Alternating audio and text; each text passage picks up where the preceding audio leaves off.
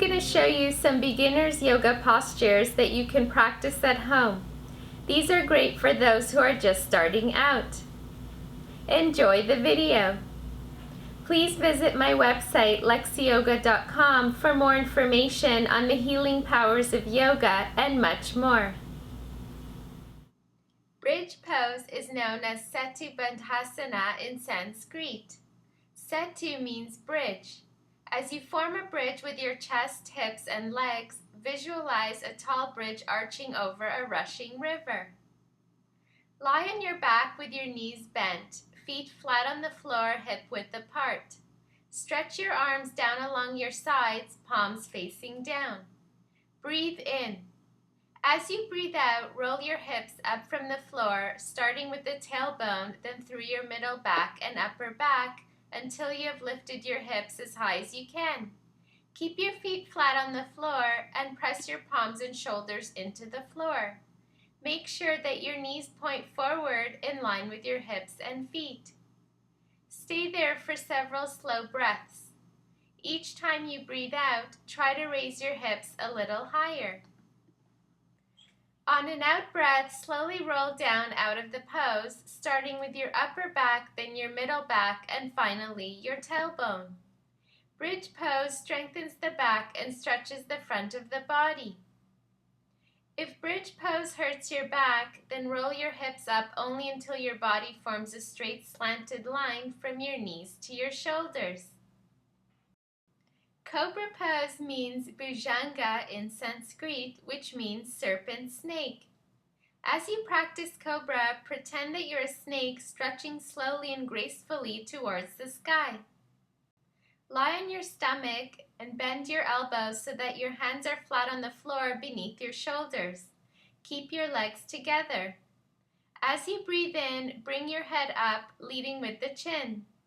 Continue pushing up until your chest is completely off the floor and your arms are as straight as possible. Keep your elbows close to your ribs and pull your shoulders down so your neck feels long. Look up at the ceiling. Stay there for a few breaths. On an out breath, slowly lower back to the starting position. Cobra pose strengthens the back and arms, stretches the front of the body, and opens the chest and improves your posture.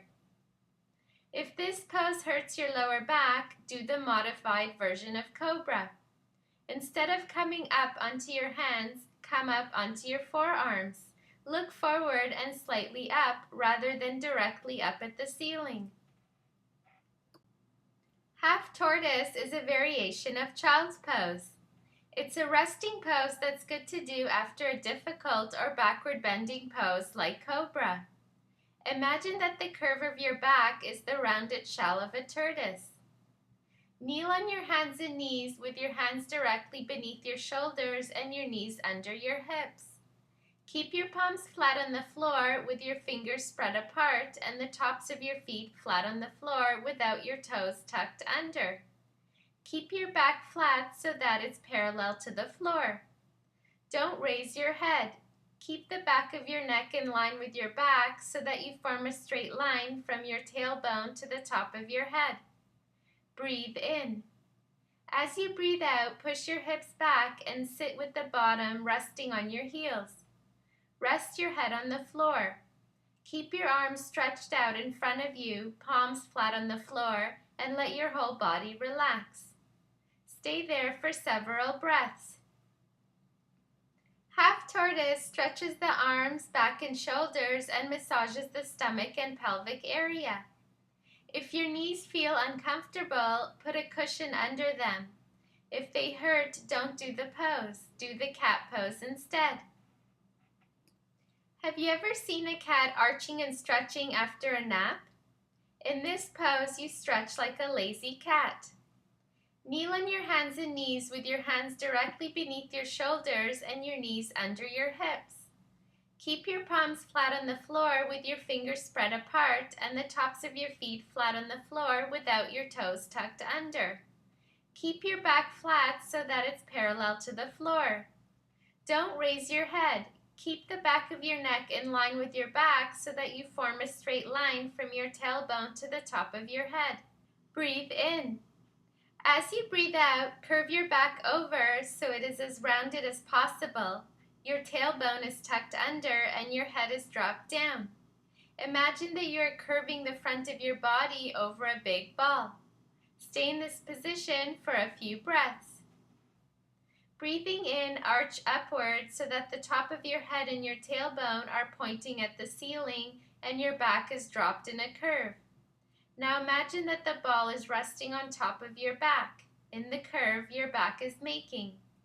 Try to make your waist long and draw your shoulders away from your neck. Stay there for a few breaths. Return to the starting position. Cat pose makes the spine and pelvis more flexible. It tones the front of the body and builds strength in the arms. The cat is also a great warm-up. Instead of holding in each position, keep it moving, arching upward on the in-breath and downwards on the out-breath. Do 8 sets. A set is 1 downward arch and 1 upward arch. Child's pose, Balasana, is an excellent resting posture to do after a difficult or backward bending pose or one that works the arms and shoulders like downward dog. Bala means child, and Balasana gets its name from the fact that some babies sleep in this position.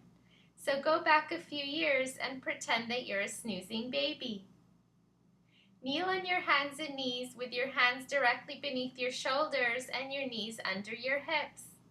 Keep your palms flat on the floor with your fingers spread apart and the tops of your feet flat on the floor without your toes tucked under. Keep your back flat so that it is parallel to the floor. Breathe in. As you breathe out, push your hips back and sit with your bottom resting on your heels. Bring your arms around to your sides with the palms facing up. Let your shoulders drop forward over your knees. Rest your forehead to the floor. Let your whole body relax. Stay in this posture for several breaths. Child's pose stretches the lower back and massages the stomach and pelvic area. If you feel too much weight on your forehead, put a cushion under your head. The same goes for your knees. If your knees actually hurt, don't do this posture. In this pose, pose of 8 points, your body makes a zigzag.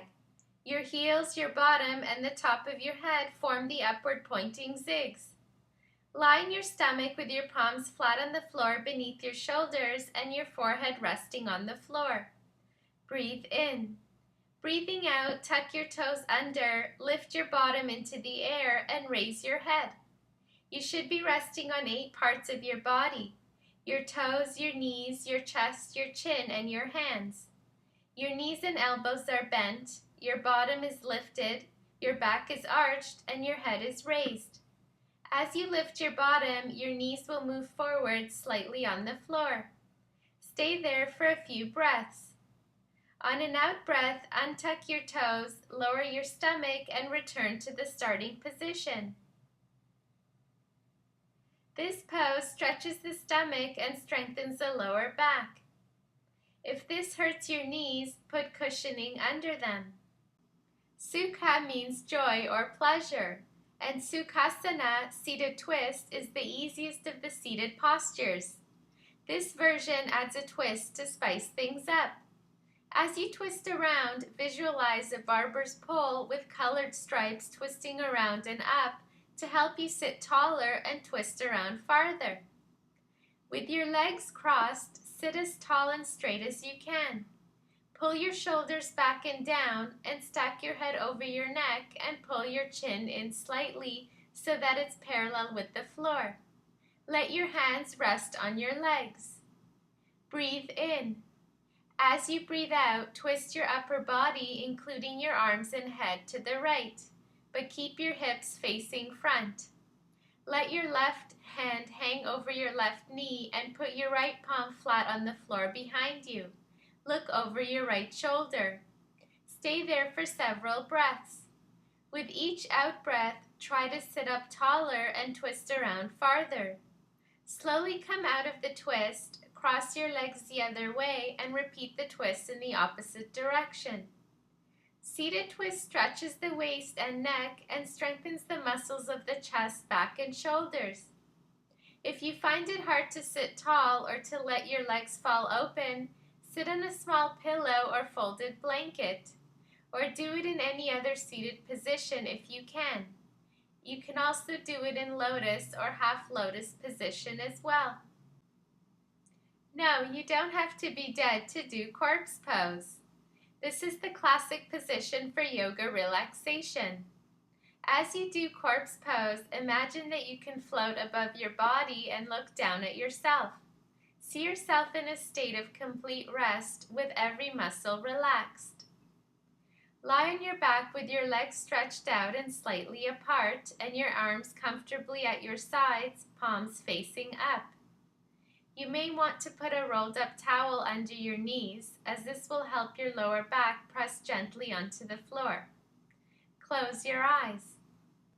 Mentally check your whole body from your toes to the top of your head. Note any stress, tension, or fatigue. Take a few breaths, and as you breathe out, let your stress and tension float out and away. Breathe slowly and smoothly. Do belly breathing, but instead of pushing your breath out, just let it flow out easily. Don't worry about emptying your lungs. Simply breathe and try to let every muscle relax and melt into the floor. Come out of the relaxation slowly and gently. Don't get up fast. If you do, you may get dizzy.